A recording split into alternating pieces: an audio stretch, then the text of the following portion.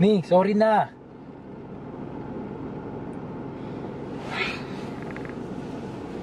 Ay, ba't ganon? Bansin niyo mga babae, napakahirap mag-sorry. Parang ang hirap niyo kami pagbigyan. Kita mo?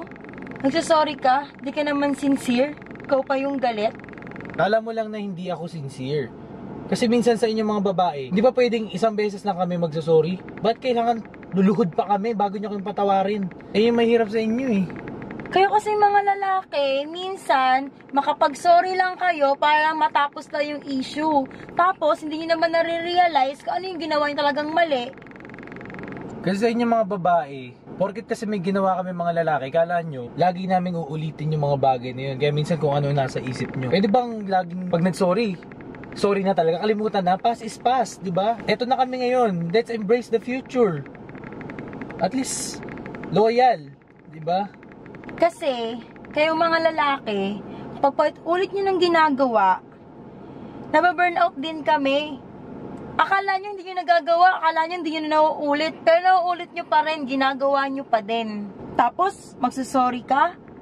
Hindi ko naman nararamdaman, na sincere ka. Minsan kasi kayo mga babae, pinapalaki nyo yung mga maliliit na bagay.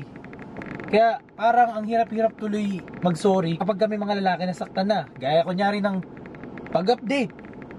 Diba? Minsan sa update, busy kami, hindi nakaka-text. Ganun talaga eh. Ayan, dyan tayo magaling. Kapag kayo yung nadedehado. Pero pag kami hindi nakakapag-reply, galit din kayo, diba? Sabihin nakalimutan na, sabihin kung ano ginagawa namin. Di nyo rin ba naisip na busy din kami? Saka dyan kayo magaling mga lalaki kayo. Kayo yung lumalabas na pa-victim. Kami pa yung masama. Pa-victim ka pa dyan. Sus. Pero ito kayo mga babae, pag kayo nagsasorry sa aming mga lalaki, konting lambing-lambing lang. Siyempre hindi namin kayo kaya. Papapatawad namin kayo. Pero kami mga lalaki, kailangan luha pa kami ng dugo. Hindi namin kung ano ipapasa namin para patawarin nyo kami, di ba? Minsan nakakasawa na rin eh. Kasi trust pag nandun, di ba? Tsaka kung mahal mo talaga yung tao, mapapatawad mo agad kung wala namang ginawang sobrang bigat na kasalanan sa'yo. Kasi nga, kapag nag-sorry kasi, kailangan sincere. Yung nararamdaman namin. Minsan kasi yung mga lalaki, kapag kami yung nagalit, mas galit pa kayo. Pa nag-sorry kayo, pa hindi pa galing sa puso, galing sa ilong. Kasi ang mga lalaki, ganito yan. Paliwanag ko sa'yo ah. Minsan, ang mga lalaki, hindi sanay mag-sorry yan. Pero, pinapakita naman namin sa action. Kasi ang mga lalaki, pag nag-sorry ng word, parang pakita na lang namin sa action. Tapos doon na, bati na tayo, ganun. Kasi nga, yung iba hindi sanay mag-sorry. Tulad ko, yung word na sorry, hindi sanay. O sige, sabihin natin, hindi ka sanay mag-sorry. Gagawin mo in action. Bakit ang tagal? 'Di ba? Hihintayin mo pa na mag-another round din sama ng loob ng babae bago ka gumawa ng way para makapag-sorry. Kailangan galit na galit muna ulit yung mga babae, kaming mga babae. Kailangan nakakabuo na naman kami ng kung anong gumugulo sa utak namin na ang tagal naman mag-sorry nito. Ano naman hinihintay nito?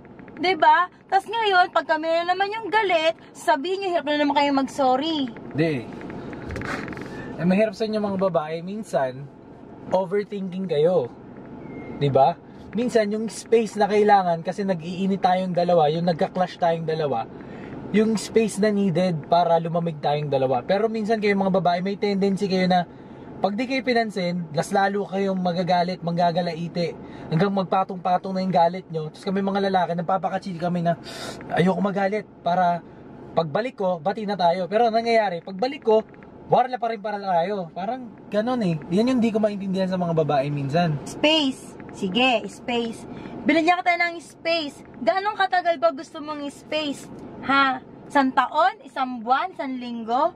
Ano ba naman yung konting space para ma-realize mo yung mali mo, para panilapitan mo kaming mga babae, o panilipitan mo ko, di ba? Mag-sorry ka na, sana yung galing sa puso. Binigay na nga namin yung space na gusto mo, di ba? Pa nag-aaway, sige, di yun muna mag-usap. Pero after, napakatagal. Hintayin mo na naman, magalit na naman ako. Bago ka at mag-sorry. Minsan kasi parang unfair. Sa mga side namin mga lalaki, Parang napaka-unfair ng hirap nyo kaming patawarin. Tapos mamaya-maya, pag nagalit kayo, gusto nyo magsasorry kami agad. Siyempre may feelings din kami mga lalaki, no? Kailangan, kayo rin marunong mag-sorry pag alam nyo nakasakit kayo sa partner nyo o sa boyfriend nyo, di ba? Lalaki rin kami. Kumbaga, dapat fair yung situation. Kami pa ngayon ang unfair. Kami mga babae pa ang unfair. Ha? Eh di ba nga pa nag-sorry naman kayo eh. Basta maramdaman lang namin na na-realize nyo na yung mali nyo, galing sa puso. Tapos pag malamig na, madali naman kami magpatawad eh. Ba't ba naman kami magkapatawad sa taong mahal namin? Siyempre, kailangan din namin ng maramdaman na totoo, saka sincere yung pagsusorry mo. Kaya nga eh. Kaya nga, mahal na mahal kita kasi nararamdaman mo ako. Kaya minsan, pasensya na kung yung sorry ko hindi maayos o labas sa ilong. Kasi minsan, hindi pa fully... Alam ko nararamdaman mo yun na mayroon pang bahid sa aking damdamin. Pero, alam mo naman, pag nagsasorry ako na sincere, di ba? Tulad niyan, malumanin na ako magsalita. Tapos pinapatawa na kita. Ay! Ayan, so... Sorry na, ha? Kasi naman... Kumain ka na ba? Alam ko yung kainaan mo pag lalambingin ka eh, ha? Gusto mo kain tayo dun sa... Bibigyan kita ng milk tea. Ng coco, ano? Sige na, sorry na. Kasi naman, panapatagal pa kasi bago mag-sorry. Sige na, sorry na. I love you. Tara na, kain tayo. Ano? Hi guys! Welcome to another different episode of Antoron, na ang usapan natin ngayon ay ang topic na sorry! Yes, sorry, dahil yan ang word na pinakamalupit, lalo na kung naintindihan natin. Yung mga magjowa dyan, madalas yan ang ginagamit nila, especially kapag nagtatalo or kung may mga bagay na hindi sinasadyang nagagawa. So for sure, maraming makaka-relate dito sa video na to, lalo na sa mga magjowa, mag-asawa, basta mag-on, magkaibigan, kasi ang word na sorry ay napaka-importante niyan. Sana nagustuhan niyo yung ginawa naming video about sa different side ng sorry, syempre about sa pagsasorry ng babae at ng lalaki.